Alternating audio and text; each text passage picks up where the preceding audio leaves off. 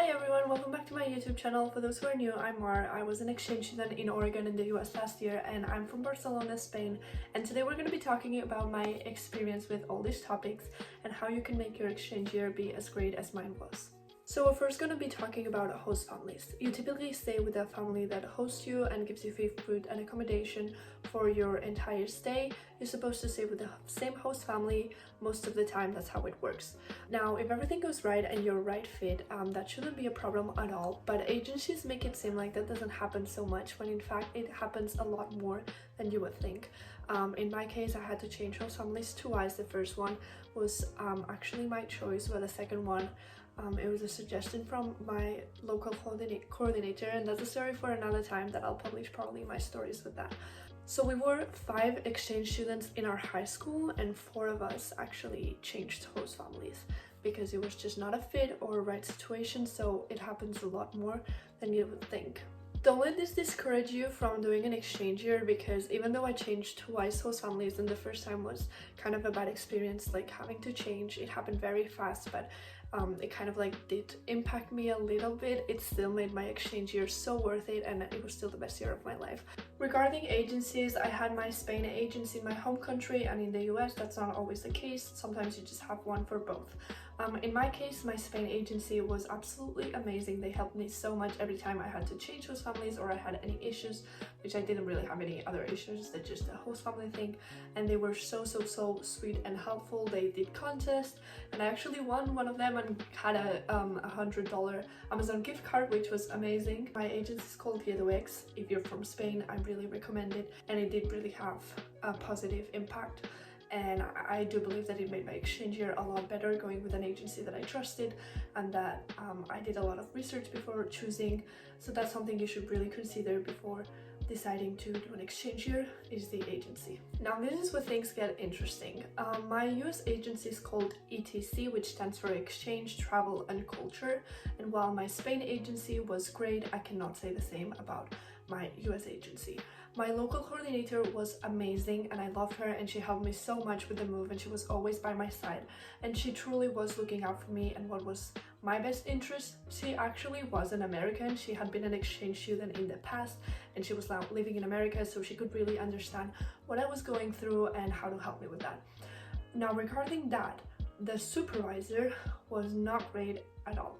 She caused a lot of problems for me, and she made me feel so bad every time I told her that things weren't going right in my host family the first time. The second I didn't tell her that. But the first time that I told her, she just kept making statements pointing that it was my fault and that there was something wrong with me. And even though she claims that she wasn't doing that, she actually made things really hard. And I do want to be honest about that. She actually follows me on TikTok, so she might be watching this. But I am not in the agency anymore. The thing is, she didn't even let me speak about this or my host family situation to anyone, even when I had to change and find my own host family. She said I wasn't allowed to explain why I needed a host family, which just made the process of finding one really hard. The others were great, and there were like you could go on travels with them. You could travel to Hawaii and California. It was expensive, but it was really cool if you're there to do that. My supervisor made things a lot harder. There were just some rules that my agency had in the US that other agencies didn't have, like that I couldn't drive or get my permit, and other agencies could do that. And they are little things, but I truly believe that it could make a difference depending on what agency you choose. That in the US, also my parents couldn't come to visit me, for not even my friends, so I wasn't allowed to see my parents or my family for 10 months, which was really hard, and other people could. You should definitely look into that and the rules that your agency has, because it can definitely make or break your exchange year. High school. You do not choose your high school with the J1 program, but I still think my high school was the reason that my exchange year was so awesome and absolutely amazing, apart from all the great people I met. It was where I spent most of my time, and I had such amazing classes and teachers. I loved it so much. There were obviously a couple teachers, one in particular, that made things really harder, but all the others were absolutely amazing. They were so involved. I still talk to some of my teachers still, which is it's great, it's amazing. And I had so much fun and amazing classes like choir. I took acting. I had US history, which would sound so boring, but my teacher was amazing, and he would teach us about LGBTQ and like just topics that really matter in today's society, which I think is awesome. And he even let me present to the class some of my traditions so they could understand more about my culture and where I come from, and that was absolutely amazing. They did a lot of things in high school, like dances and games and football games, so that was amazing and I loved it. There are a bunch of sports I could choose from. My high school wasn't small, but it wasn't like a huge high school. It had like 1,500 people, which is kind of a lot, but it's not one of the biggest high schools, but still it was amazing. I loved it, every part of it, and I would actually be bored if there was a holiday because I loved going to school. It was the first time in all of my life that I enjoyed going to school and that I looked forward to it. There were some field trips you could do.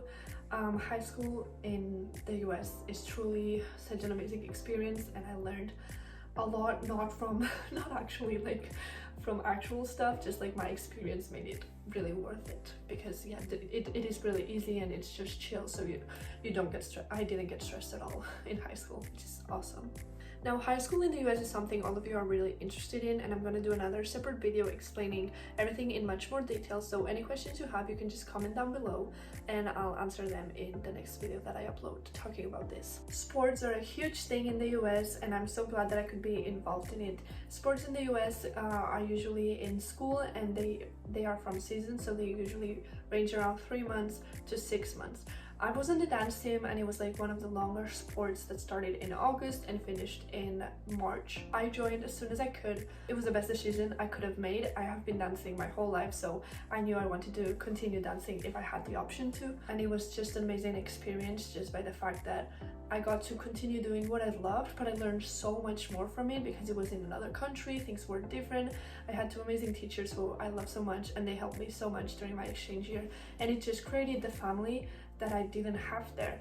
I would spend so much hours in dance and in competitions, and I made amazing friendships that just made my exchange year so much better. It gave me so much confidence, and everyone there was just so sweet. Even the parents of the girls were really involved, so I still had contact with them and they would help me, and whenever we would go to competitions, they would kind of do the parenting role that my parents couldn't do, or my host parents couldn't do while I was there. That was really an amazing experience that I'll forever cherish. We actually went to Disneyland, which was awesome. We went on a trip to California, to LA and Disneyland for nationals. We were there for 2 days in Disneyland and 4 days I think overall. I actually have a video that you can click it right here if you want, and I have a bunch of other vlogs of my dance team and everyone. They're really fun to watch. If that's something you're interested in, you can definitely check it out and see by yourself how it is. People and making friends. This is kind of controversial because for me in Spain, I had a really hard time making friends and just connecting with people that were like interested in the same things I was. So I really did think that it would be harder for me in the US just because I didn't know anyone and there was the cultural difference. But to my surprise, that was absolutely not the case. The first day of school, I sat with a new girl called Maddie. We had lunch, and then we had lunch all the other days after that, and the rest is history, and now she's literally one of my best friends and I miss her so much. I also connected a lot with the exchange students. They're probably my best friends even to this day. Like, they're more my best friends than my actual friends here in Spain, which is it's amazing. Especially we all connected, the exchange students. I did lose contact with a couple of them now, kind of. Momoka and May, who are from Japan and Germany, were the ones that like we were just the friends. It did take us a couple months to like actually be super close. In the beginning we were just friends because we had some of the classes together, and then we actually became, around December, we became really close. And I actually visited the German girl in Germany for her birthday, and she came to mine. And then I'm moving now to her city because I'm gonna be there an au pair, and that's a different story. And apart from that, then I made a ton of amazing friends through my dance team and through choir, which is why I recommend really getting into clubs or sports. Choir was not a club, it was actually a class, but just connecting with people who love the same things I do. I found that people there are really nice. They're very open, and they're kind of crazy in the sense of like they don't really care what other people think, and I'm like that too. So I really found my people, and I'm so grateful for that. And I still, to this day, I'm in contact with almost all of them. So that was an amazing experience for me, and it really boosted up my confidence to see that I was not the problem. I was just not surrounded by the right people. Homesickness. So I do want to be real with you all. Homesickness is a really big thing, but to my surprise, for me it wasn't. The thing is, I'm a really family person. I love doing things with my family, my sister especially, and my mom. They're like my best friends literally. So I thought that was going to be really hard for me to leave them for 10 months, and it was really hard, but not as much as I thought, to my surprise. The first month and Christmas the first month was really hard, but Christmas was awful. I am gonna say that. I really did want to leave when it was Christmas, but once that got past January, it was literally the best month ever, and I wasn't homesick anymore. Sometimes when I was homesick, I wouldn't like cry about it or anything. I would literally just text them or video call them because I knew that I'd be seeing them anyway. So it wasn't that big of a deal for me. Obviously I did miss them, but I talked to them a lot. The thing is, right before I left, my parents had separated not even a year before that, so things were kind of messy at home. So I guess that's also why you could say that I didn't really miss that so much, because it was just like not a great situation at the moment. So I didn't miss it that much. Just the situation itself, I didn't miss it because I was I didn't have to keep moving around, and I didn't have to be in a place where everyone was arguing all the time. So that was really great for me, but I do know that a lot of people did have a hard time with that, just not me in particular.